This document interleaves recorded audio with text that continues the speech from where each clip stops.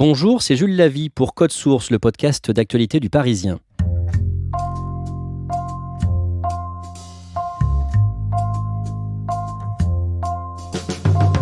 Les joueuses de l'équipe de France féminine de football affrontent ce vendredi 28 juin au Parc des Princes les Américaines pour une place en demi-finale du mondial. Dimanche dernier, 12 millions de spectateurs avaient assisté devant leur télévision à leur qualification pour les quarts de finale. En France, de plus en plus de gens sont attirés par le football pratiqué par des femmes. Il existe même une grande association qui supporte exclusivement des clubs féminins, France Angel, 65% de femmes, 35% d'hommes. La reporter de Code Source, Claudia Prolongeau, les a suivis au Stade du Havre dimanche dernier.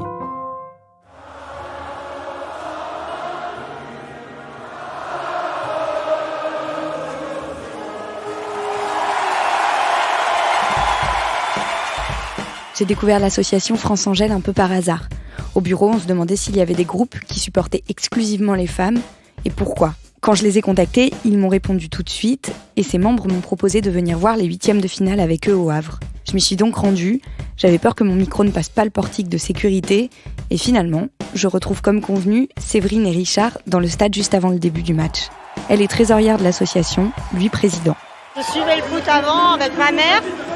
Ma sœur a fait du foot, elle a joué au Clermont Foot. Ma fille fait du foot, moi je fais du foot à un petit niveau, en équipe à 8. Et voilà, nous, ça a toujours été notre passion, le foot. Et le foot masculin aussi ? On le suit, mais beaucoup moins, et on ne suit pas comme ça dans les stades. On est tous principalement d'anciens passionnés de football masculin, et on a dévié progressivement sur le football féminin parce qu'on trouve que ça joue plus, il y a plus de sincérité de la part des joueuses, beaucoup moins de roublardise, beaucoup moins de cinéma, et elles sont beaucoup plus abordables aujourd'hui dans leur approche pour parler, échanger avec elles sont beaucoup plus humaines. C'est pas la même ambiance, c'est pas le même esprit, ils ont un peu la grosse tête, ils sont tout le temps par terre, enfin c'est pas du tout le même jeu. Le jeu féminin est beaucoup plus plaisant et ça se joue moins à la comédie quoi. Et j'imagine que pour vous ça représente beaucoup de temps et aussi beaucoup d'argent de faire tout ça. Ah là ouais, ça représente à peu près un budget de 2 500 € par personne pour toute la Coupe du Monde. Après le temps, on pose des congés. Demain je suis en congé parce qu'il faut faire le retour. Et alors comment ça se fait que le président de cette association soit un homme ? À l'origine, ça aurait dû être une femme. Mon épouse n'avait pas trop envie. Je me suis lancé, je suis le seul homme dans le bureau. Il n'y a que des femmes, que des femmes, que des femmes. Richard et Séverine se consacrent à soutenir les équipes féminines depuis une dizaine d'années. Mais ce n'est que depuis 2 ans qu'ils ont pu se regrouper avec d'autres personnes qui défendent la même cause. On a été à l'Euro 2017 en Hollande. On a rencontré d'autres personnes et du coup, après, en discutant, on s'est dit que ce serait bien de fédérer cela et du coup de créer un vrai groupe pour la France. Et c'est comme ça qu'on est devenu France Angel. Alors ça a commencé en 2017. Il y en a qui ont même été au Canada en 2015. Et l'officialisation, c'était en janvier 2018. Et depuis, vous étiez combien au départ et vous êtes combien maintenant ? Alors là, avant le mondial, on était entre 180 et 200 et là on est 270. On a eu plus de 70 adhésions depuis le début. Depuis le début du mondial, donc depuis 2 semaines ? Depuis 2 semaines, ouais. Et pourquoi c'est important pour vous de faire ça ? Parce que les filles en ont besoin pour leur reconnaître aussi leur travail, leur métier, leur passion. Le foot, c'est pas qu'un sport de garçons et pour les reconnaître et les pousser à la victoire. Vous trouvez qu'aujourd'hui, ça commence à prendre le football féminin ? Il y a de l'amélioration, oui. On sent un petit engouement, mais il y a toujours aussi quelques machistes qui résistent. Vous pensez à quoi en particulier ? À des hommes qui continuent à dire que c'est un sport de mecs et que les filles n'ont rien à faire sur un terrain. Ah oui, bien sûr, il y a toujours beaucoup de sexisme. Et aujourd'hui, il suffit d'aller sur les réseaux sociaux pour voir ce qui se passe dès qu'une joueuse fait une passe ou va rater un ballon. Voilà, il y a un déversement de méchanceté, de propos injurieux ou de recherche dans la navigation, même par certains journalistes qui se disent reporters sportifs, notamment dans le football. C'est souvent des personnes, aussi bien les supporters que ces journalistes-là, qui sont exclusivement basés sur du football masculin et qui ne veulent pas et qui ne vont pas reconnaître le football féminin en tant que tel comme un élément du football autant que le football masculin. Et voilà, et aujourd'hui, il y a beaucoup de propos qui sont injurieux envers l'ensemble des joueuses. Et je ne parle pas uniquement de l'équipe de France, mais sur l'ensemble des joueuses du mondial. Nous, on essaye d'amener un petit peu notre pierre à l'édifice et de faire en sorte que le football au féminin évolue tant sur les terrains qu'au niveau des tribunes. Pendant le match, on m'assied entre Dominique, en charge des photos, et Richard, qui ne cesse de chanter pour encourager les joueuses et me détaille les règles de bonne conduite de l'association. On a des règles de fair play où on n'insulte pas les joueuses adverses, on n'insulte pas les arbitres, on n'insulte pas les supporters. On encourage pendant 90 minutes l'équipe. On a un total respect de tous les acteurs, que ce soit dans ou hors tribune.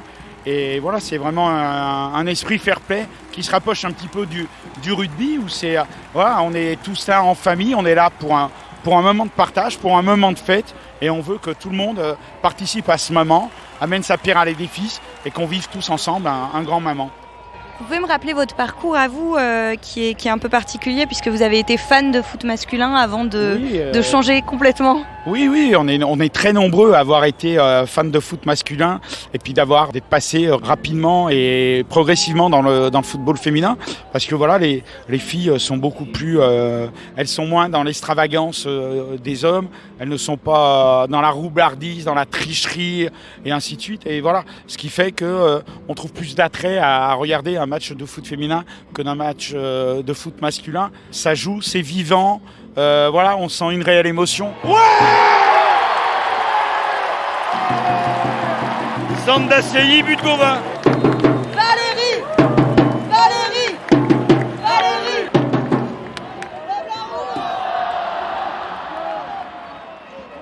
Je vous ai pas empêché de le voir. Ah non, absolument pas. Non. Ah, le plus dur effet, c'était marquer le premier but. On arrive en deuxième mi-temps, donc voilà, on a fait le plus dur. Maintenant, il faut continuer, marquer le deuxième but et se mettre à l'abri. Un peu gênée d'avoir presque fait rater le but à Richard, je décide de le laisser un peu tranquille et je me dirige vers Sylvie. Dans les années 70, elle faisait figure d'exception en jouant déjà au foot en équipe, à une époque où chez les femmes, ce sport était beaucoup moins populaire. J'ai joué à la VGA Saint-Maur et j'ai joué à Juvisy, les deux équipes qui étaient les pionnières de l'Île-de-France à l'époque. C'était à quelle époque? J'ai joué à partir de 77 et jusqu'à 87. De voir d'où nous on est partis, où on n'avait rien et où maintenant elles arrivent à remplir des stades de 45 000 personnes, c'est impressionnant, quoi. Vous auriez aimé vous pouvoir jouer en pro comme ça? Oui, mais j'ai commencé trop tard. Moi, ça me plaisait bien, mais maintenant, ce qu'il y a surtout, c'est qu'on crée des petites équipes avec des petites benjamines. C'est magnifique, quoi, de voir les filles qui ont un engouement déjà toutes jeunes et qui ont des formations vraiment extraordinaires, quoi. C'était dur à votre époque, à l'époque où vous jouiez en tant que femme, de jouer? Bah oui, parce que souvent les gens se moquaient un peu, quoi. On se faisait critiquer un petit peu, mais on a tenu bon et on s'est battu. Et puis parce que on a le droit aussi d'aimer le football et puis de jouer à notre manière, quoi.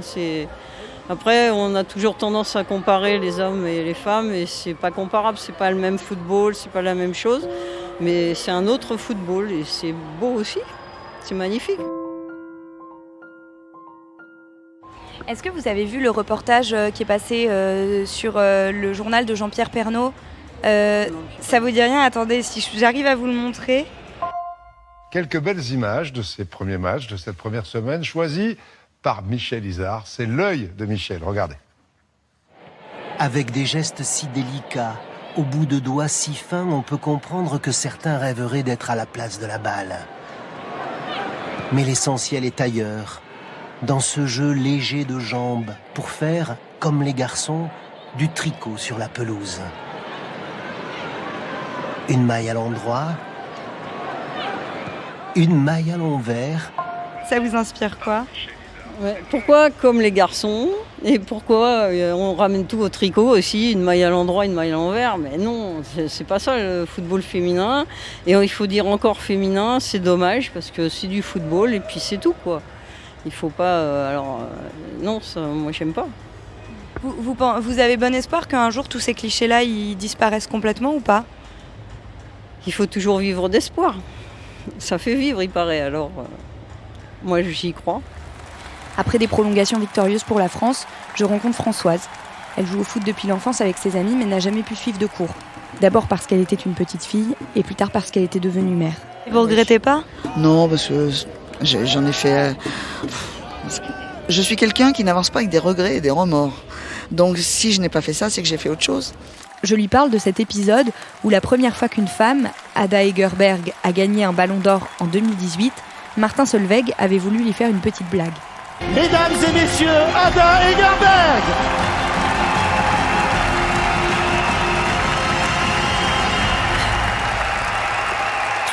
Est-ce que tu sais twerker? Non. Ok, alors on a choisi quelque chose d'autre. Le twerk est une danse sensuelle définie comme le fait de danser sur de la musique populaire de manière osée et provocante en faisant des mouvements de hanches et en s'accroupissant. Vous étiez dit quoi à ce moment-là ? On s'est dit, on a poussé un grand soupir, on s'est dit décidément, il y a encore du chemin à faire. Malgré les clichés qui ont la vie dure, Françoise et les autres membres de l'association espèrent que ce mondial et les relais médiatiques dont ils disposent pourront changer la donne. Oui, il y a un véritable engouement, mais c'est un public qui est complètement différent. C'est-à-dire que pour les garçons, c'est le papa qui emmène ses enfants découvrir le football parce qu'il aime ça, il voudrait bien que son fils en fasse et tout. Pour les filles, c'est les petites filles qui amènent leurs parents qui connaissent pas forcément grand-chose, qui connaissent pas les règles. Il y a souvent des parents qui nous disent « Nous, on n'y connaît rien, mais la petite a voulu venir, donc on est venu ».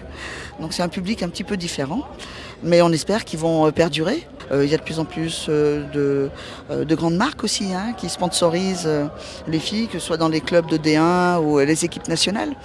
Mais il ne faut pas vouloir du jour au lendemain des salaires mirobolants pour les filles, mais c'est vrai qu'il faut quand même arriver, si on veut que ce sport se développe et que la France ne reste pas à la traîne, notamment sur le plan européen, des clubs européens, il faut absolument que les jeunes femmes, qui sont des vrais athlètes, puissent se consacrer à 100% à leur sport.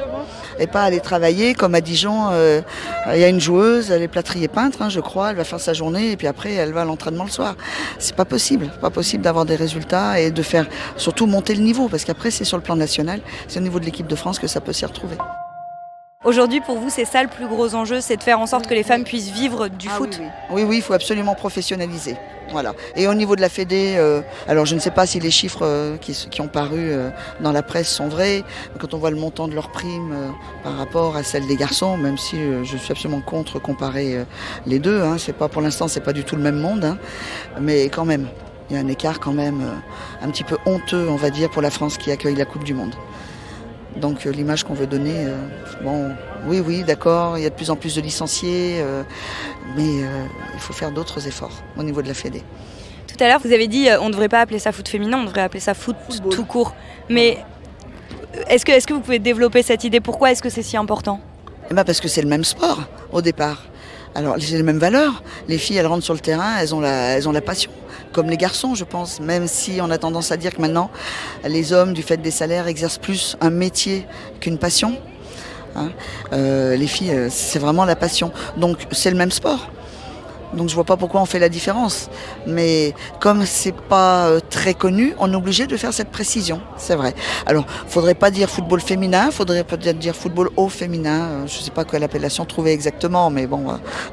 Faudrait trouver autre chose. Faudrait trouver autre chose, oui. Et est-ce que vous vous définissez comme féministe ou pas du tout ? Un petit peu quand même.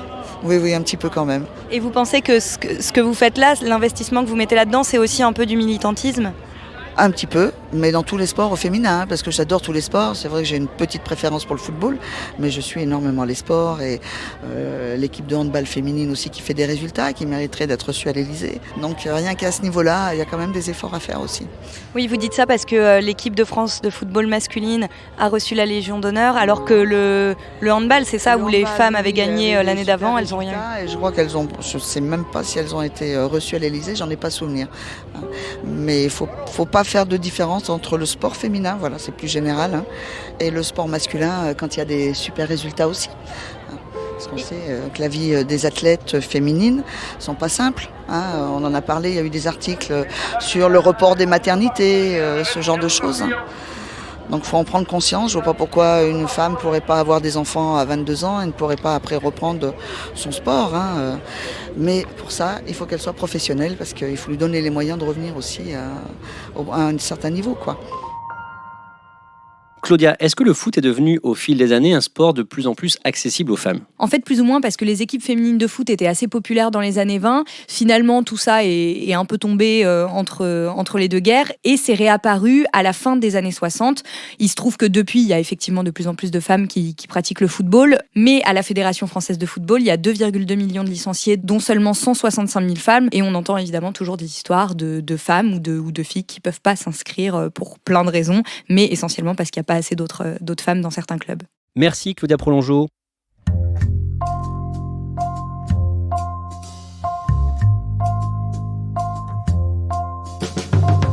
Code Source est le podcast d'actualité du Parisien.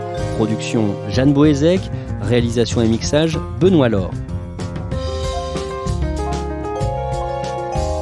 N'oubliez pas de vous abonner sur votre application de podcast préférée comme Apple Podcast ou Google Podcast.